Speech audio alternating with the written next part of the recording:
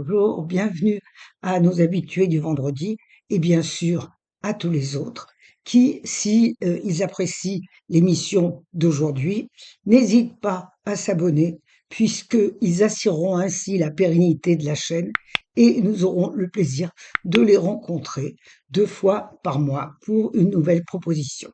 Une très jolie proposition aujourd'hui d'un écrivain que je ne connaissais pas encore, mais qui apparemment a eu beaucoup de succès dans le monde et chez nous. C'est un écrivain algérien, Boualem Sansal, qui nous présente Vivre le conte à rebours. Le livre est paru chez Gallimard en 2024 et il semble être écrit en écho avec la situation que le monde est en train de vivre. Le titre entier est Vivre le conte à rebours J-780. Qu'est-ce que signifie ce 780? C'est ce dont je vais vous parler tout de suite. Paolo, un homme jeune, parisien, qui, lors de ses déambulations dans Paris, est attiré vers un lieu du 9e arrondissement. Pourquoi est-il attiré vers ce lieu?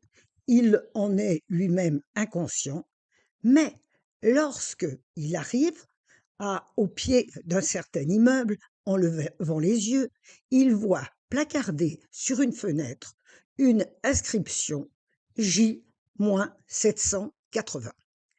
Cette inscription a laissé indifférent la plupart des gens qui ont laissé leur regard couler sur ces lettres, mais lui, elle l'interpelle tout particulièrement. Pourquoi? Parce que il y a une quinzaine de jours, dans un rêve, cette inscription lui est parvenue aussi claire, aussi euh, menaçante, en tout cas en avertissement, que ce qu'il ressent aujourd'hui. Pourquoi cette inscription? Qu'est-ce qui relie les habitants de cet appartement où elle est placardée? Est-ce qu'elle lui est adressée? Il décide irrésistiblement d'aller rencontrer ceux qui ont peut-être voulu le contacter. Il s'agit en fait d'une puissance de l'espace qui ne dit pas son nom, mais qui, sachant la destruction inéluctable de la Terre dans J-780, projette de sauver l'humanité, du moins une partie de l'humanité.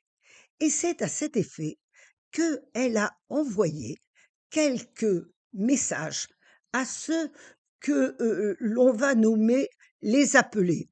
Charge à eux de se retrouver, de se regrouper et de faire en sorte que l'humanité à venir soit constituée de la meilleure façon qui soit. À eux de faire leur choix, à eux de contacter les personnes. En tout cas, aucun puissant, aucun politique, aucun magnat de quelque société que ce soit ne sera convié. Des hommes et des femmes de bonne volonté, mais il s'agit pour Paolo de faire un tri qui est extrêmement difficile dans la mesure où il y a relativement peu de place, quelques millions d'êtres humains, ce qui signifie que beaucoup resteront dans le crash final. Après quelques tergiversations, Paolo se décide à rencontrer Jason, celui qui a mis cet avertissement sur sa fenêtre, échanger leur point de vue sans avoir peur l'un et l'autre d'être pris pour de doudingues ou des annonciateurs de catastrophes comme on en voit plusieurs fois par siècle. C'est cette rencontre que je vous propose d'écouter. Son rêve était plus fourni et plus violent que le mien. En Américain de la côte ouest, nourri à l'écriture hollywoodienne, il a su en faire un récit digne de la meilleure science-fiction. Il m'a tenu en haleine d'un bout à l'autre. Il y avait de l'intrigue et de l'action dans son rêve. Et quelle action! La fin de notre planète, avalée corps et biens par un trou noir erratique, pulvérisée par l'incroyable énergie de ce monstre galactique. Peu avant la fin, il a vu un vaisseau de feu surgir de la nuit infinie et dans d'immenses mouvements de panique sauver de l'humanité ce qu'il pouvait être. Il a vu que l'astronef était piloté par des humains et qu'il était parmi eux, ainsi qu'Hélène. Étais-je du voyage? Comment pourrait-il le savoir? On ne se connaissait pas à cette date. Mais peut-être était-il bon physionomiste. Probablement que oui, dit-il, puisque j'avais été comme lui destinataire du message. Pour me rassurer, il ajouta que le vaisseau avait embarqué plusieurs centaines de millions de personnes et que j'en étais sûrement. Jason n'a pas eu mal aux dents à proférer une telle énormité. Nos fusées peinent à peine à se mettre en orbite basse pour 5 cosmonautes bien serrés. On voit les efforts que nous devrions déployer pour, un jour de gloire, aller jouer au sauveur d'humanité inconnu à l'autre bout de la galaxie. Comment comprendre cette histoire? Elle est trop courte. Elle nous dit quoi? Que la Terre va disparaître, point. Que l'humanité sera évacuée dans un vaisseau, envoyé à son secours par une entité inconnue.